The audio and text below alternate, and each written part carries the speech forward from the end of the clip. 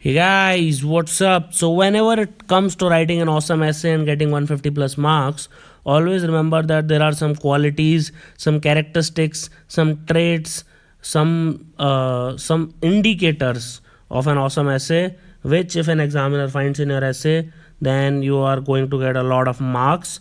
This is presented by me, your friend Roman Seni. So, let's get started. So, what are the 10 traits of an awesome essay? The first and the foremost thing, again and again, like I'm like shouting on top of my lungs, that it has to be relevant. It has to be relevant. It should support the main argument. Please do not write unnecessary crap. Nobody is interested in that.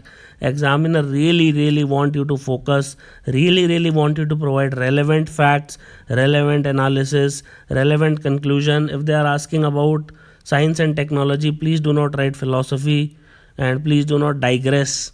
If they are asking about role of science and technology in India's security, then try to stick around India's security. Okay, if they are asking about role of science and technology in development, then try to stick around development. If they are asking about role of science and technology in society, then try to stick around society. Then don't like digress. If they are asking about role of science and technology in space exploration, then don't try to develop polio vaccine also. So you have to be relevant, and you have to give like the support with the form of evidence and facts to support your main argument. So the first and the foremost thing which everybody should do is it should be relevance. Then it should be complete. You should not leave it in between. For example, you should provide a logical introduction, then a body of the essay, then you should conclude it properly. It should be multifaceted. It should include all the possible dimensions. It should be holistic. It should be multi-dimensional. Okay. It should include the views of the weaker section of the society. Now, who is the weaker section of the society? So, other backward caste, scheduled tribes, women, minorities, children, how it will affect them, all these, like if the scope is there. Otherwise, like usually in social essays, this will be there. So, try to make it as complete as possible. And then the third essay has to be the third point is it has to be well organized. Ideally, an essay have three part. So this is how you should start. First is the introduction. So it will provide an insight into what follows and how your essay will be revolving around and what will be your argument. Then there will be body. That is, you have to organize the points and ideas, arrange sub arguments, and finally conclusion. Like you should give the examiner a sense of closure, whoever is reading it, and leave something in the mind of the reader to think about.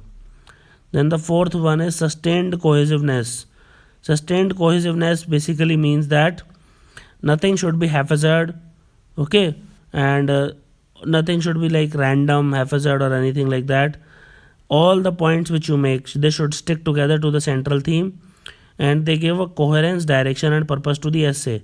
So try to like give not mutually contradictory statements. Whatever you are supporting, support it. Obviously criticize it, but don't take the other stand as well.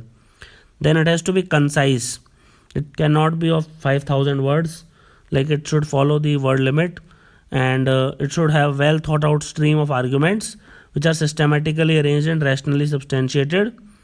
Argument should be brief and concise, and you need to write only relevant things in the essay, because there is word limit and you just can't go on and on and on.